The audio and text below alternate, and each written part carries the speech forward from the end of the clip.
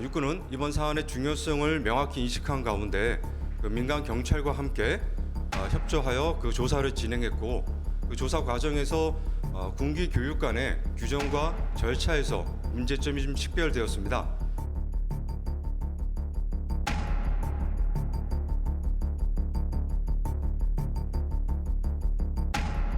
저는 이제 아들도 얘기를 했던 게 훈련을 하다 기절했다라고 얘기를 하는데 얼마나 힘들었겠냐. 뭐 근육이 다 높고 이거는 고문이잖아요. 우리나라가 뭐 살인죄가 의도가 없었으면 살인죄가 아니라고 하니 적어도 상해치사 정도는 그 중대장한테.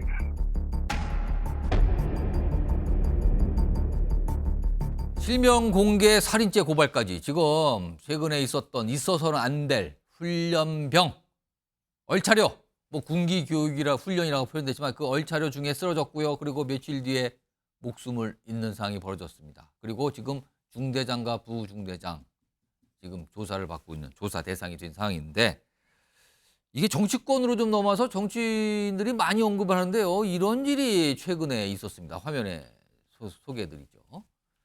이기인 개혁신당 최고위원인데요. 얼차려, 요 중대장이요. 지금 조사 대상자잖아요. 실명을 언급합니다. 군 당국에 촉구한다. 누구 대위를 조속히 검토해 피의자 전환하라. 이름을 공개적으로 얘기해버린 거예요.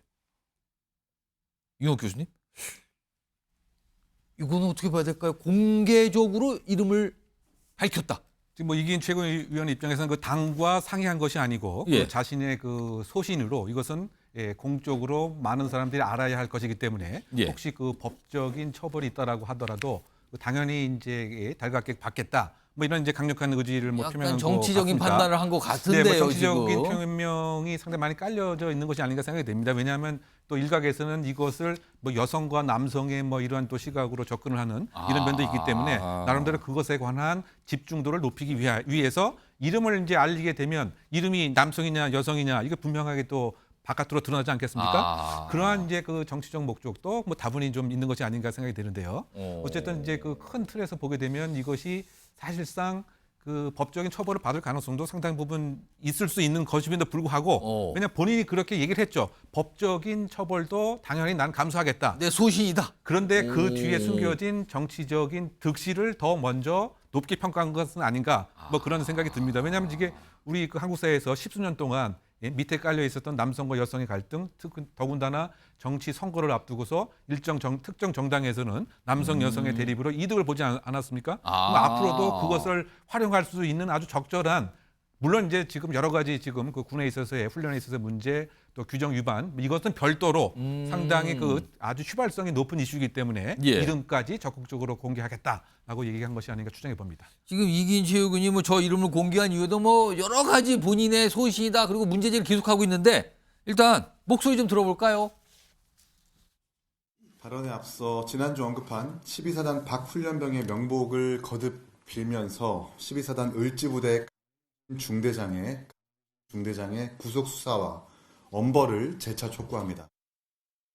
우려되는 지점이 없지는 않습니다만 또 본인의 이름을 걸고 실명을 거론했을 때는 그 나름의 의미가 있을 거라고 생각을 하고요.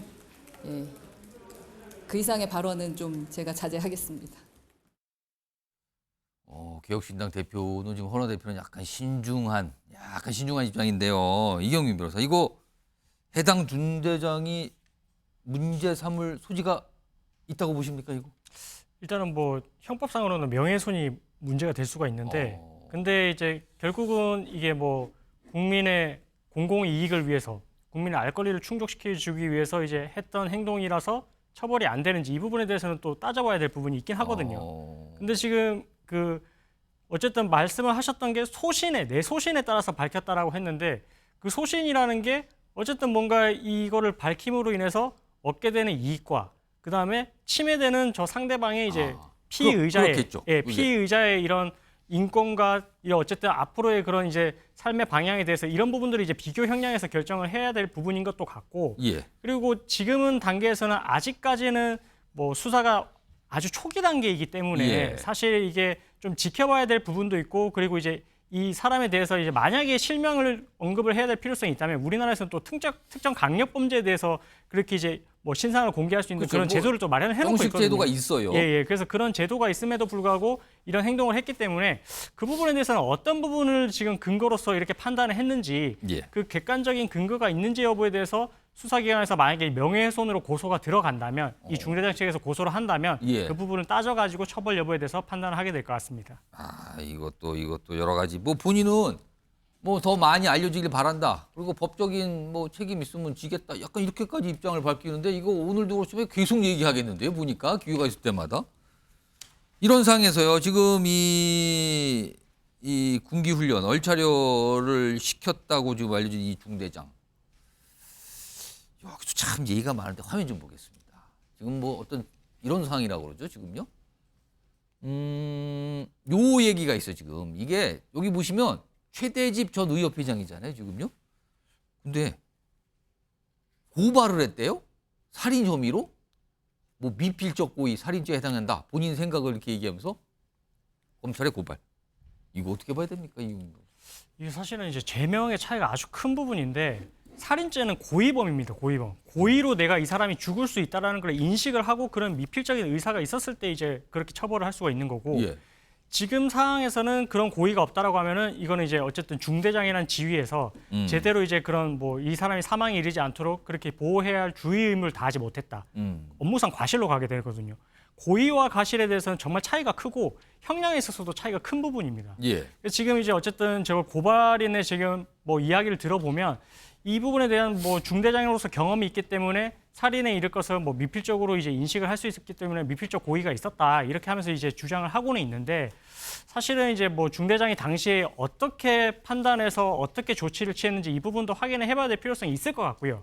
그리고 그때 당시에 같이 이제 어쨌든 군기 훈련을 받았다라고 하는 병사들이 있기 때문에 예. 그 병사들도 그때 당시에 이 지금 사망한 그 훈련병을 봤을 때 그 상태에 대해서 어느 정도 인지를 할 수가 있었고 그 부분에 대해서 중대장은 또 이 보고를 받고 나서 어떻게 이제 대응을 했었는지 그런 부분들에 대해서도 종합적으로 이제 조사가 이루어져야 이게 과연 이제 살인에 이를 정도로 이런 고의가 있었다고 볼 수가 있는지 아니면 단순히 이제 업무상 과실에 그친 예. 건지 이 부분을 판단이 가능할 것 같습니다. 최대식 회장은 의협 갈등 뭐 갈등 관련해서 많이 나오신 분인데 여기에 지금 뭐 고발을 해서 또 오늘 좀 이렇게 얘기가 되고 있어요. 이런 가운데요. 지금 이 조사 대상이 된 이 중대장이 지금 부대 안에 없다 그러네요. 화면 좀 보겠습니다. 자, 얼차려 중대장 수사 대상인데 영내 대기한이 귀향을 한 거다. 지금 뭐예요? 이게 좀 설명이 나오는데 약간 불안 증세 이런 것 때문에 개인 연가가 제출됐고 고향으로 돌아갔다. 그리고 귀향 당시에 동향 부사관이 동행했다. 심리 멘토 배정 후 상담받았다. 근데 좀 함께 조사 중인 부중대장 있잖아요. 여기는 지금 부대 숙소에 남아 있다. 군 측 설명은 아직 입건 안 된 사항이라 연가 신청 금지를 하는 규정 자체가 없습니다. 신청하면 받아줄 수밖에요. 약간 이런 취지인데 윤옥 교수님, 네. 이거 어떻게 봐야 상당히 될까요? 좀 특별한 사례 같습니다. 왜냐하면 어쨌든 간에 지금 예. 가해자의 지위라고 봐야 되는데 그런데 휴가가 나가고 귀향을 하고 예. 또 부사관과 함께 가는 이제 이런 사례가 있었을까? 물론 이제 군의 입장에서는 이른바 그 2차 사고에 대한 우려 때문에 예. 심리적인 좀 케어를 하기 위한 것이 아니겠느냐라고 하는 얘기가 나올 수 있지만 외관상으로서 보게 되면 너무 지금 가해자를 감싸는 이런 외관이 아니겠느냐. 물론 2차 사고 방지도 필요합니다만 지금 예. 그 현장 지휘관이라고 한다면 예. 그 대위급이고요.